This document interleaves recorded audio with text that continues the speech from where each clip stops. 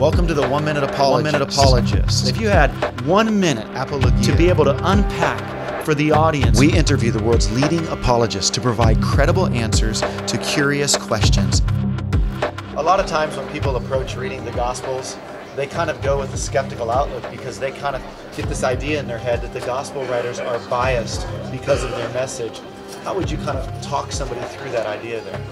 Well, as a historian, I'm familiar with what other philosophers of history and historians are saying, and it's virtually a unanimous consensus among the profession that there is no such thing as an unbiased or neutral historian.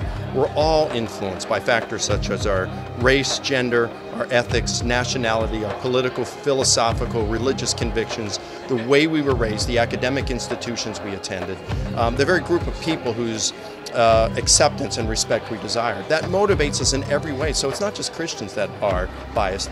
Everyone is biased. And if that's what historians are saying when it comes to non-religious issues, then all the more so when it comes to religious issues. So whether you're Christian, agnostic, atheist, Muslim, we're all biased in that extent. Now, a lot of skeptics will say that we can't trust the Gospels because they were written by biased authors. In fact, the Gospel of John, the author himself says, "I'm writing these things so that you may believe."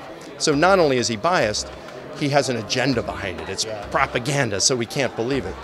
But I would just reverse this on the atheist, the skeptic, and say, no, wait a minute. Richard Dawkins in his book says that his objective in writing the book, The God Delusion, was that those religious people picking it up will be atheists when they put it down. Yeah. Is that propaganda then, because he's got an agenda? Should we reject everything Dawkins says because of that? Well, of course not. You got to look at his arguments. And so it really doesn't work. Bias tells us that the person may be giving us some poor conclusions. Right.